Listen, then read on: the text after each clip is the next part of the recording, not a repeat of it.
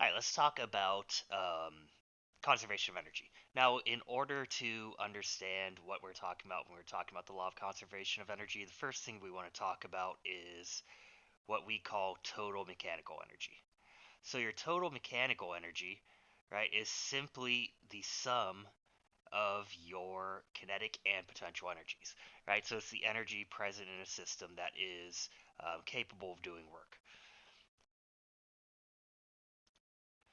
And so, the law of conservation of energy tells us that your total mechanical energy, meaning the total amount of kinetic and potential energy present beforehand, has to be equal afterhand, right? So, your initial total energy has to equal your final.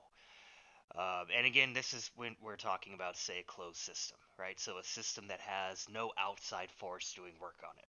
So, in the absence of these outside forces doing work on a system, your total energy has to equal, or your total initial energy has to equal your total final energy.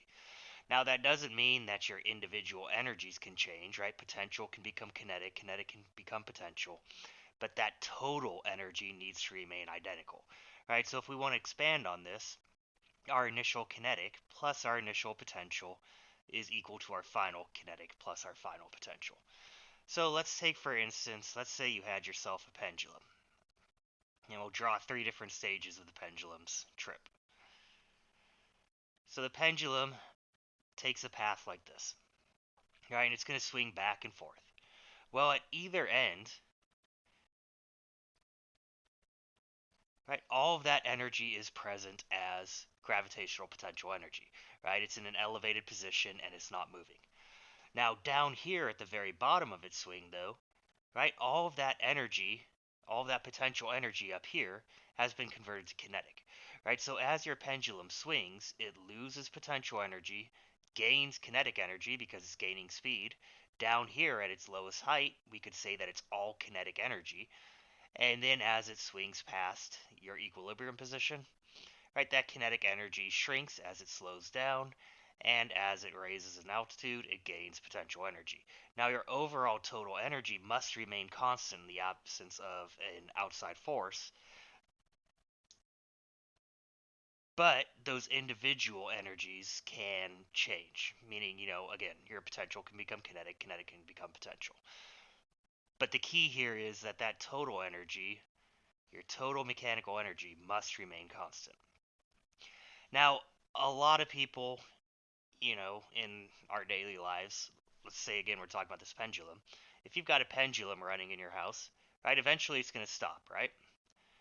Well, that's because you're not dealing with a isolated system, right? What you're dealing with there is a system that, well, you've got work being done on it. Say whatever your pendulum is hanging from, right? There's some friction there as that pendulum swings back and forth, right? And so any of this energy that we find disappearing is typically being converted into some other form of energy, whether it's sound, um, whether it's light, whether it's thermal energy, right, due to friction being involved.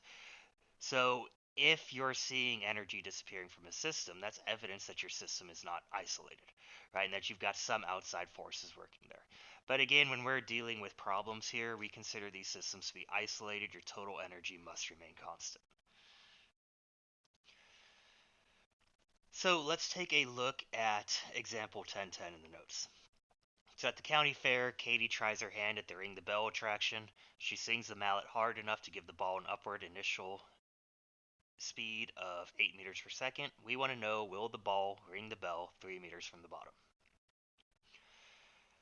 Now, the nice thing with some of these energy conservation questions is there's multiple different ways to prove whether or not something will happen, right? And it depends on just your perspective. So, good place to start, and you'll notice this in all of the old Fourier response problems, right? They're always going to give you an image, right? So always just start with the basic sketch of what's going on here, right? So we've got that ring the bell attraction, right? Here's Katie with the hammer, and she's going to hit that pressure plate down there, and we want to know if she's able to ring the bell. Well, we know that there's going to be an initial velocity of 8 meters per second. We also know that that bell is at a height of 3 meters. We know it starts at a height of 0, so h naught would be 0. So basically what we're saying here is that here at the bottom you've got pure kinetic, and then we want to know if that's enough kinetic energy generated for that that plug to actually reach up and hit the bell. Now again, there's multiple different ways of looking at this. So we could calculate what the kinetic energy is, or the speed, right, of the object is at height equals 3, or we could find the maximum height to which it would rise. So let's go over both different ways. So one way we could do this using energy conservation is looking at, again, just a basic statement that energy is conserved. There's always a point for explicitly stating that in Fourier response problems. So make sure that you're being explicit about your energy conservation statement. So let's just first see if the ball is moving at height equals 3 meters. So initially, we've got kinetic energy.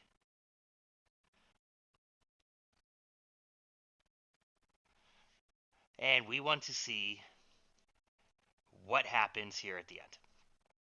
So 1/2 mv naught squared is equal to mgh plus 1/2 mv squared. Now if v turns out to be a solvable number, we know that it's still moving at height equals 3 meters, which means that we know that it's going to hit the bell. Now notice, the nice thing about energy conservation. If you've got a constant mass, right, you can cancel that out, make your life easier. So 1/2 of 8 meters per second squared is equal to g times 3 meters plus 1/2 unknown speed. So go ahead, plug that in, and see what you come out with. And you should be coming out with the speed of 1.1 meter per second. Oop, sorry, forgot to take the square root at the end. So 1.04 meters per second. And actually ignore that, I mathed very wrong. And you should be getting, let's see, 2.3 meters per second. So let's be careful with the algebra there.